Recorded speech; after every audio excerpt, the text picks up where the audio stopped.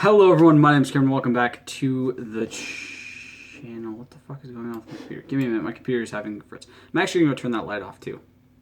There we go, just so that glare is not there. As you guys can see, I have moved how I'm sitting. I've moved the area where you guys are facing me. This is currently where my desk is. I have a small desk that I had upstairs, which I didn't plan to bring down here. It was just going to be a desk for my own personal use upstairs, for my laptop, for school, whatever. Then I decided to bring it down here because I realized having this desk means I don't have to buy a new one immediately, and I can have something to use for my gaming computer, even if right now I don't have it finished.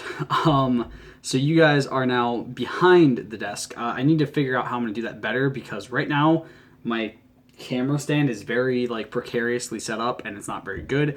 It's kind of in a stupid spot, but hey, whatever. You guys can now see the full loot shelf except for the mini fridge area behind me and all the trash that is the back area of the rest of my basement, which still needs to be cleaned up. But hey, it's better than just seeing the blank wall, and you can still even see the Matrix puzzle, which makes me kind of happy. But welcome to the WWE Elimination Chamber 2020 review. I planned on recording this yesterday, but I'm still getting over a little bit of a cold. I gotta say it's a cold. I'm not entirely sure, but I'm still getting over that, and I slept most of yesterday because I felt like shit.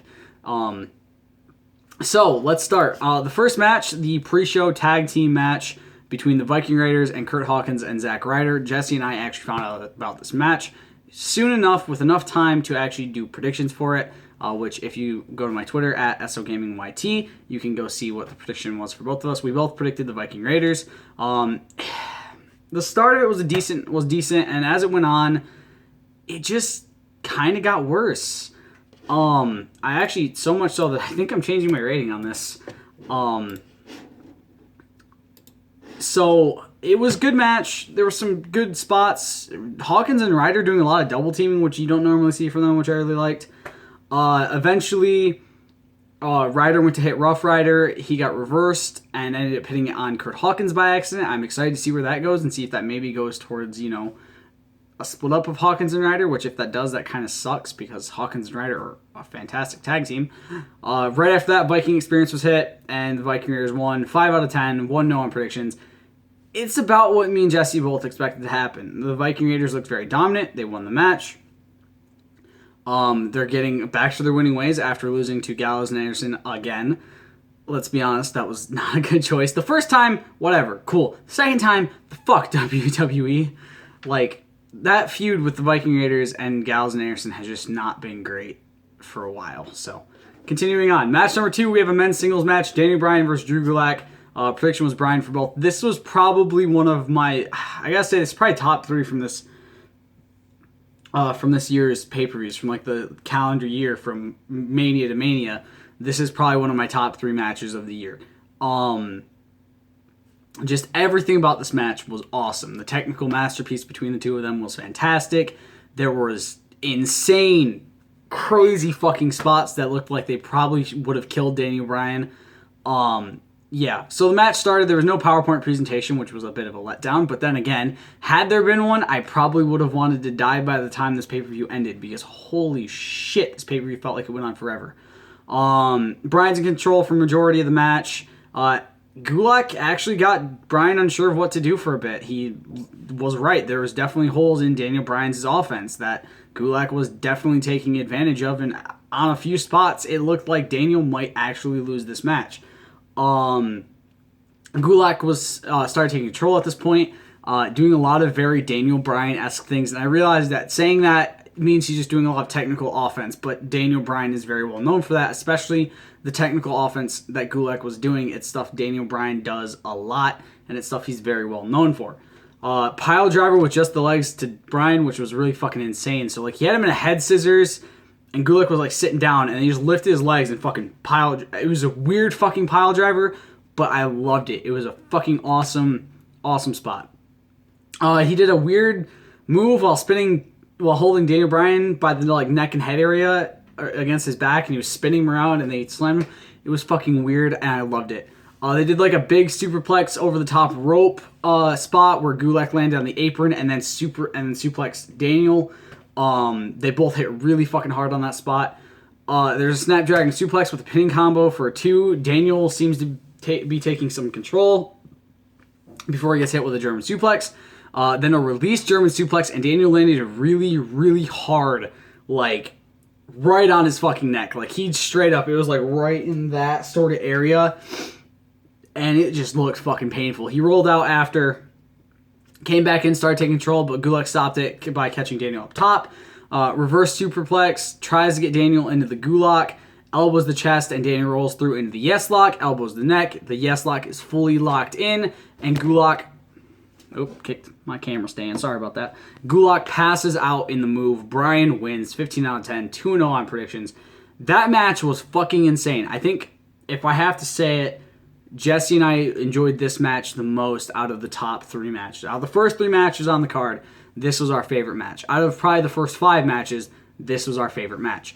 Once it got a little bit further into the pay-per-view, obviously that changed, especially the main event, which was really enjoyable for both of us. We really liked the way the main event went, and I know there's a lot of people who are probably about to talk shit about me for that one, but it was a great main event. Sorry, just the way it is. The storytelling it was really well. Like, you could see that Gulak he was right. There's definitely holes in Daniel Bryan's offense. They're both very technical wrestlers, and it was just great. Gulak got a huge pop because he is from Philly, and they gave it everything they had, and I loved it. And that's coming from someone who likes these hardcore, hard-hitting, fucking, like, bloody, weapons-filled matches. You know, last man standing matches, Extreme Rules, TLC, ladder matches, fucking, Hell in a Cell, Steel Cage, that sort of shit. That's my bread and butter. Elimination Chamber, that's my bread and butter. Those are my favorite type of matches.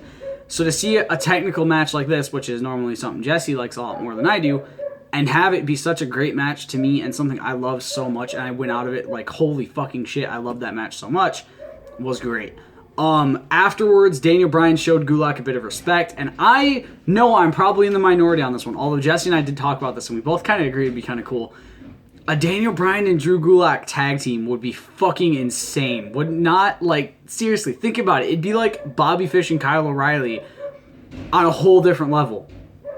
And I think Daniel Bryan and Drew Gulak have a great set of chemistry together, and with Gulak showing in this, he could actually get a big, substantial push. So I'm thinking maybe Gulak and Bryan team up and take on Miz and Morrison at Mania. Just saying. I'd enjoy that.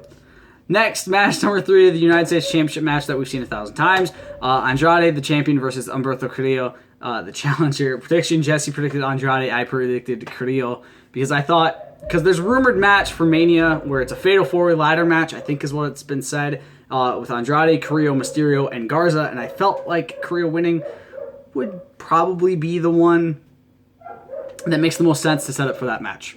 Back elbow immediately by Andrade. He goes outside, pulls the mat outside the ring up to, do his usual stick. He's holding controls. He slams Carrillo into the ring post. And then the barricade. Andrade's dumped outside, his head hitting the apron, which looked fucking brutal. Carrillo hits a Super Hurricane Rana, which, if you don't know what a Super Hurricane Rana is, let's discuss this. So there's a Hurricane Rana, which is a fairly simple move that a lot of people see. A lot of high flyers do it. Then there's the Hurricane Rana from up top, where one person standing jumps and takes down a person sitting, usually on the top turnbuckle, and hits them with a Hurricane Rana. A Super Hurricane Rana, however, is when both competitors are standing. One is standing on the top turnbuckle, jumps up, and gets the other one that's standing on the top turnbuckle with the Hurricane Rana. That is what happened in this fucking spot, and my God, it was insane. I loved it. This was one of my favorite spots of the night. Surprisingly, it only got a 2 count. In other matches, if this was somebody who wasn't as high up in the company and didn't have as much standing backstage, they probably would have lost off of this. I don't know, let's throw somebody out there, like Ricochet right now, who is apparently being very much not liked by the company. I don't know why, but something happened with Ricochet. Would probably, somebody like that who's not really very liked in the company would probably have lost by that, which makes sense. It's a fucking insane spot of a move. But Carrillo and Andrade doing it, it makes sense. It's something I can see from them and believe, okay, one of them could kick out of this. I go back to it. Ricochet, I could definitely see doing this spot in a match with somebody who can take it very well, Andrade, Carrillo. Mysterio, Garza, somebody like that who could take this spot. I feel like any of those 5 doing this makes sense, and they could probably kick out of it. Anybody else, maybe not. Double knees followed by a kick out. Vega pulls the mat up. Humberto avoids getting hit with the DDT into the concrete by throwing Andrade over his shoulder. Hits a suicide dive over the official. Back in. Hits crossbody into a pin by Andrade for a 2 count. A handful of tights. Fuck's sake, Andrade wins 8 out of 10. Jesse's 3-0. I'm 2-1 on predictions. The ending, I'll put it this way. I love Andrade. I love Zelina Vega. And I love Humberto Carrillo. I love the United States Championship. I love the matches that Carrillo and Andrade have had. However, I do not like the fact that every single match for Andrade's title run, and I'm sure there's matches that I'm forgetting, but for the matches I remember the most from Andrade's current U.S. title run, every single one has ended in some screwy heel bullshit. Him DDTing people onto the concrete to end the match. Him with a handful of tights. Zelina Vega getting involved. I had the same issue with his NXT title run, and that was when I didn't like him. Now I fucking love the guy. He's awesome. He's fantastic. But just that happening again just pisses me off. Like, I love Andrade matches. They're fantastic. But him always winning like that sucks. It sucks the fun out of the match for me, and it kind of like, it's like, come on, guys. He's a heel, I get it, but let him win a match clean. It's not that big of a deal. Unless this sets up for Carrillo to get a championship spot at WrestleMania, which, again, if that happens, it's like the 90,000th time they've faced, so I'm going to be a little bit down on the fact that they're putting them in a match again. Not that I don't like Carrillo and Andrade matches, but after seeing it so many times, it does get a little stale. I'm looking at you, AJ Styles versus Shinsuke Nakamura. Or I'm looking at you, AJ Styles versus versus Samoa Joe. Or I'm looking at you, Brock Lesnar versus Roman Reigns. Or you, Braun Strowman versus Brock Lesnar. Or you, Braun Strowman versus Roman. God damn, there's a lot that pissed me off, okay? Let me just stop with that. But honestly, both fantastic in the ring with each other. It was great. I loved it. And yeah, I just wish the ending would have been a little bit, like, more set in stone rather than just a handful of tights. Match number 4, we have the SmackDown Tag Team Championship Elimination Chamber match. We have The Miz and John Morrison versus the Usos versus Heavy Machinery versus Dolph Ziggler and Robert Roode versus the Lucha House Party versus the New Day. Prediction was Miz and Morrison for both, or as I will call them in this entire review, Mo Miz, because it makes it a lot easier on me than saying Miz and Morrison constantly. Let me just say, Lucha House Party, holy fucking shit, they put on a fucking clinic in this match. They looked fantastic. Let me just specify, I love Lince Dorado and Gran Metalik and Kalisto. I think all 3 of them by themselves are great. I think Kalisto in the Lucha House Party is great. I think Lucha House Party by themselves is great. I don't like their tag team name. I never will. But they're great. They're greater than the sum of their parts. Kalisto was not here. Kalisto has not been on TV for a while. He is not injured, as far as I can tell. He has not left the company, nothing like that. I think he's just on vacation, as far as I can tell. But it seems like Lucha House Party is being a much more serious tag team without Kalisto here, which kind of sucks, because Kalisto's awesome. So it's kind of like, what is going on with Kalisto that he's not here, but now Lince and Gran Metalik are just like the top of their fucking game. And this goes after last year where Kalisto says, you know, he said he has only this many months left on his contract, and then Gran Metalik replied saying, me too, brother, me too. It's like, dude, are they leaving? Like, now I'm confused as if they're going to leave. Maybe Kalisto's going to leave, but I don't know if Lucha House Party will, especially because, holy shit, they looked like actual title contenders in this match. And I loved it. Mo Miz are in a pod. Roode and Ziggler are in a pod, obviously, as they won the gauntlet match last week on SmackDown to get the 6th spot in the Elimination Chamber. Lucha House Party is in a pod. Heavy Machinery is also in a pod. Let me just specify. How those 2 beefy men got into that pod confuses me. They actually had trouble getting into the pod. That's a lot of beef, as Vince McMahon would say, in a very small space. That means the New Day and the Usos are starting the match, which kind of makes me very happy because I love a good New Day versus Usos match. Like, look at their tag team Hell in a Cell match. That was great. I loved it. They mentioned the New Day winning the first tag team elimination chamber match back in 2015.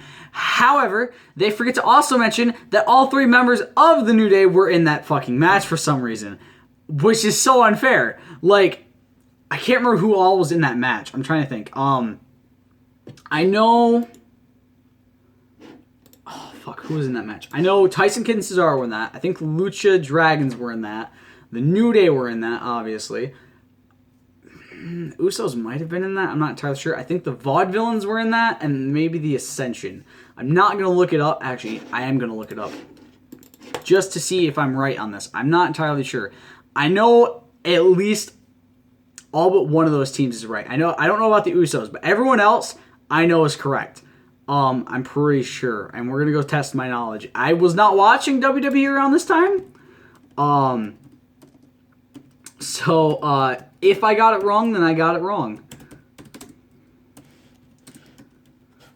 I do also want to specify, when the German and Spanish announce tables were being announced, I forgot to listen to hear if they say no escape from the Germans, because if you don't know, in Germany it's called no escape, because chamber has a bad connotation over in Germany. It'd make more sense if that was also what it was called in, like, Poland, I guess, probably the best place to say. Results. Okay, so it was the New Day. Okay, I was wrong on a few teams. So it was the New Day. For some reason, all 3 of them. The Ascension. So I got 1. There's 2 teams right. The Lucha Dragons. There's 3. Los Matadores. I was wrong on that one. The Primetime Players. So I was wrong again. And then Tyson Kidd and Cesaro. So I got 4 out of 6 teams correct. Which, Also, oh no, that's right. There was the Intercontinental Championship one. That's right. And then, and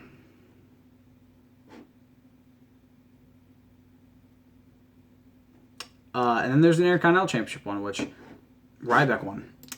All right, back to the 2020 review. The Usos double teaming Kofi as Mo Miz trash talk them. Big E saves Kofi. A standoff between the 2 teams. Team 3 is entering, and it's Lucha House Party. LHP taking it to, and I'm going to refer to them as LHP for the rest of this, so I don't have to say Lucha House Party each time. LHP taking it to the other 2 teams already in the match. Springboard Stunner to Jay. Splash off of Lindsay's shoulders for a 2 count. A moonsault from Dorado. Then Metalik. Then Dorado again. So let me specify how they did this. So Dorado did one off of the bottom rope. Then Metalik came in and did one off of the second rope. Or second turnbuckle, and then off the top turnbuckle, Dorado came back in and hit another one onto Jimmy, but then Jay broke up the pin. Big E launches Lindsay and Metalik to the floor, helps Kofi launch over the turnbuckle into them. Metalik slam next to Lindsay, leapfrog, but LHP move. Lindsay caught in the chamber, climbs up after freeing his leg, like he got caught in an odd way that we see happen a lot in chamber matches, but I always love that spot when you see somebody look like they're about to lose a fucking limb through the chamber. Jay and Jimmy try and take him down from up top. Metalik and Lindsay send Kofi down from up there. He hits face first on top of the pod. It looked fucking brutal. Lindsay with a crossbody into the Usos. A front flip by Metalik into the New Day. Or as they call it, I don't know why they always call it somersault. It's a front flip. Come on. Team 4 is Mo Miz. In they come like the jackals they are, attacking the New Day. Now let me specify. There's a point when I'll make the point of this in a minute. Where 2 people could have ended like a few teams in this match, but didn't for whatever reason. I will specify when that happens, because I think I actually wrote it in my notes. I might not have, but it's stupid that they didn't do this. Team 5 will be Heavy Machinery, and then Rude and Ziggler will be number 6, as I said earlier. Mo Miz taking it to Grand Metalik, kicks in the corner, amazing kick by Morrison after, which looked fucking brutal. Double snap DDT, double team stomp by Mo Miz. Usos still in it. Some asshole was whistling like the whole match, and it was so annoying. He's just like, I'm like, why the fuck is someone whistling right now? Like, this is so distracting. Like, shut the fuck up. I couldn't tell if it was someone in the match or if it was a fan. I feel like it was a fan just because Philly crowds can be dicks sometimes. I'm not trying to say it. Like, if you're from Philly, that's awesome. I love Philadelphia. I love a lot of the culture there. But that was so annoying. And Philly wrestling crowds are some of the most obnoxious people in the world. Case in point, some jackass going the entire fucking match for this. Like, seriously. Like, I don't remember exactly when it stopped. But, like, it was from a little bit before I wrote this point until like a while after. I was so annoyed. Spinning Razor's Edge looked like it was reversed into a DDT, but I guess Morrison got it. It was really weird looking. Like, it looked like, I think it was Dorado he was doing it to. It looked like Dorado reversed it into a DDT, but I guess Morrison got it. It was weird. Metal Leak with a Hurricane Rana from the top of the pod to a standing Morrison on the top rope. He took Super Hurricane Rana to a new fucking level, and I fucking loved it. Miz breaks the pin up at 2.5. Kofi taking it to the Miz. Boom drop sets up for trouble in paradise, but Miz avoids it. Tag kick to Kingston. Big E breaks it up. Miz with the yes kicks to Big E. Up, up, down, down to the Miz. Morrison breaks it up. Heavy Machinery comes in. Splashing the Usos into the chamber wall. Tag move to the Usos. Grand Metal Leak being taken down with a sidewalk slam for a 2 count. I'm trying to think what the tag... Like, I think there's a name for the move they did. Like, they squished each other between their... Like, they squished the guy between their stomachs. I can't remember if they have a name for that or not. But as far as I know, they don't. Big E takes down Otis, followed by Tucker taking him down. Tag move to Big E. Then the Caterpillar is hit to Big E. It was the same tag move they did a minute ago to the Usos' faces. Covers Kofi, breaks it up. Lindsay scaling across the top of the chamber. Now, this is the point I was talking about a few minutes ago when I said why no one went to fucking try to eliminate teams here. I don't know. He releases. He swings a few times and releases into a goddamn shooting star press. Lindsay Dorado. What the fuck? This is awesome. At this moment, I thought potentially they could have won this. Like, I was like, holy shit, if they fucking win this match, my God. Like, but seriously, it was fucking insane. Compactor to Grand Metal Leak and LHP is gone. Rude and Ziggler are trying to get Morrison up as their pod is about to open. They try to keep it closed. Ziggler and Rude help Miz and Morrison help Miz and Morrison after they attack Heavy Machinery. Now, it was right about after that shooting star press. Miz and Morrison didn't get hit by this at all. They didn't get touched, but they were moving around. Like, they were still up. So I'm like, why the fuck are they not trying to pin right now? They could have eliminated, like, all the other fucking teams. Like, the fuck? It was dumb, in my opinion, that they didn't get people eliminated in that situation. Otis and Tucker fighting off as what I called the douche quartet. Otis keeping Dolph from climbing momentarily. Tucker climbs up to his pod. He taps him on the shoulder, and he bounces him off the top glass, throws him into Otis's arms, and I was just, like, screaming, kill him. Like, yes, let it happen. SmackDown was weird, because, like, Mandy seemed to not feel like Dolph was a Mandy Rose guy, and then seemed to be sad that she didn't get to go on the date with Otis, and then Otis went to apologize for not showing up, and she said, I don't like it when a guy stands me up, and this whole storyline's confusing as fuck. It doesn't make any goddamn sense. It's a little bit dumb.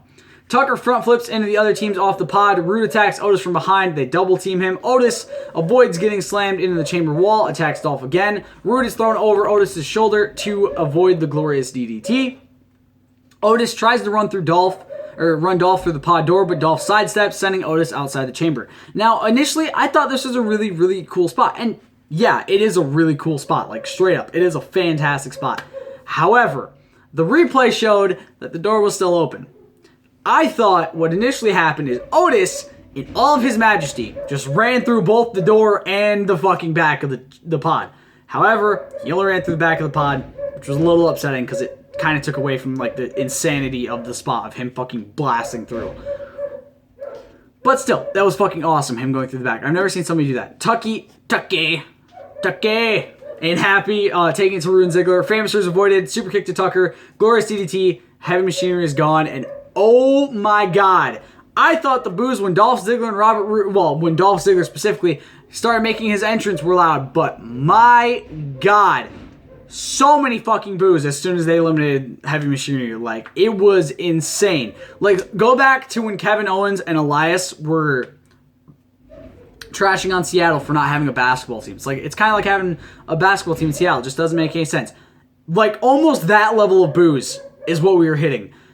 Trouble in Paradise to Dolph, big ending to Rude, Usos hitting splashes on them from the top of the pods, Rude and Ziggler gone, yay, nah, hey, goodbye. Perfect fucking spot for that to happen, where the Usos and the New Day, two of these great tag teams who have a great fucking rivalry behind them, but also a great show of respect, or a great deal of respect between the two of them, and are great friends when it comes to in the ring, just destroying a team that, let's be honest, everyone wanted to see get their asses kicked. Usos and New Day turn on Mo Miz. Miz and Morrison are sent over the top ropes. Kofi takes down one Uso. The other Uso takes down E. Why you would not eliminate the tag team champions from the match before going after each other, I do not know. It reminds me a lot of the Nikki Bella situation from the first Women's Royal Rumble where she decided to turn on Brie before eliminating Asuka. Like, are you fucking retarded? What the fuck, Nikki? This is why no one likes you two. Except Nikki Cross, apparently, who said the Bellas are her favorites. Then we can also go back to the first Women's Elimination Chamber match, wherein Sasha turned on Bayley before Alexa Bliss was eliminated from the chamber, meaning that neither of them would win the championship because, let's be honest, Alexa Bliss is a lot better than Sasha Banks. And you can fight me on that one. So it was really dumb that they're like, oh, let's turn on each other. Let's turn on them. Why the fuck not? Tag Samoan drop, Kingston kicks out, Samoan drop to E, kick out, Kingston fighting back as hard as he can, goes to the top of the pod, crossbody, frog splash avoided, Mo Miz cover him, down to the Usos, and Mo Miz. Mo Miz caught with super kicks off of the springboard moves, Uso double splash, Miz got the knees up, roll up, and both Morrison and the Uso got the knees up. I couldn't tell which Uso was which at this point. Miz avoids the super kick, figure four is avoided, double super kick avoided, skull crusher finale, and then into the figure four after the kick out. Starship Pain with the figure four locked in, covers, roll up to break it, super kicks to Mo Miz. Miz rolls him up, and Morrison dives over the top rope, grabbing his legs. Miz puts his feet on the rope. Mo Miz win, 15 out of 10. Jesse's 4-0. I'm 3-1 on predictions, and my fucking god, this match from the beginning was wild. Like, just so many crazy spots. And for those of you wondering, this is why I love Elimination Chamber matches, is because of the crazy spots that can happen. Just, it was awesome. Lucha House Party looked fucking great, as I said. More of that, please.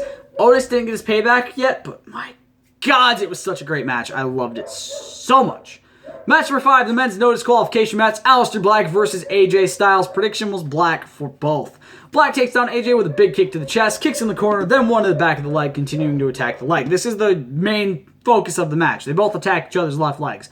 The OC making themselves known, distracting Black and giving Styles the opportunity to attack Black's left leg. Styles grabs a kendo stick and attacks the leg with it. Where did that go from?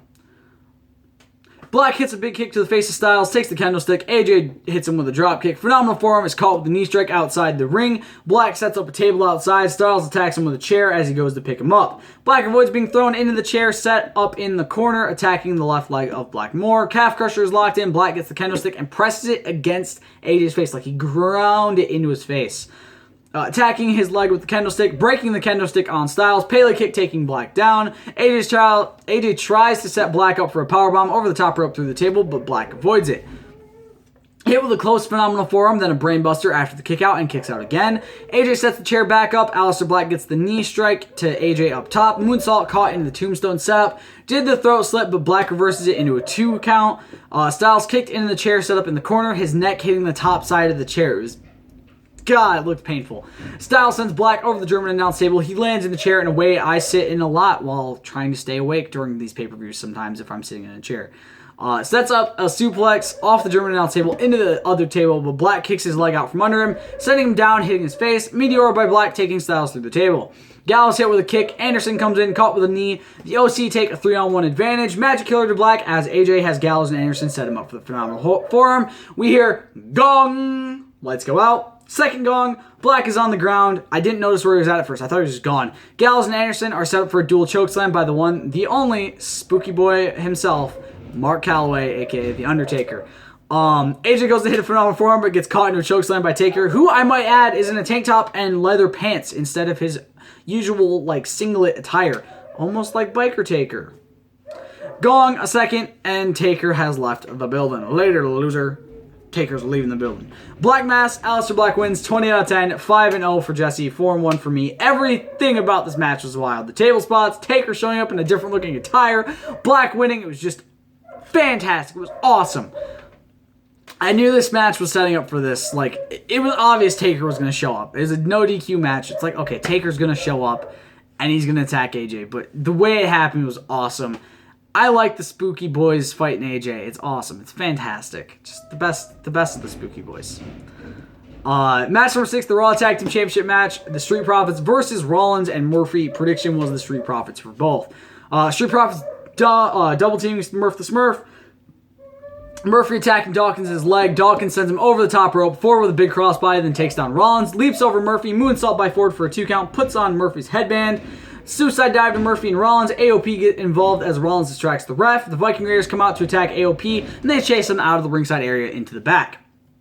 Ford flips over Rollins, tags in Dawkins. He takes down Rollins and Murphy over and over again. Super kick, knee strike, double super click, super kick, then a double super kick to Ford. Super high frog splash by Ford for a 2 count. Buckle bomb / kick combo. Double knees by Murphy. Dawkins breaks it up. Rollins is in the ring. Tower of Doom taking down Dawkins and Ford as well as Murphy in the superplex. Kevin Owens shows up with a box of popcorn in the crowd. He's like, shit, where am I going to sit? Hops over the barricade and sits on the Spanish announce table as an annoying fan yells at him saying, you can't be here. I'm like, bitch, shut the fuck up. Like, we get it. You're a fucking massive Seth Rollins fan by the fact that she had a Seth Rollins hat on, but my God, shut up. Quit yelling at him. We can hear you yelling and it's fucking annoying. Again, my point that Philly wrestling crowds are annoying assholes 99.9% of the time.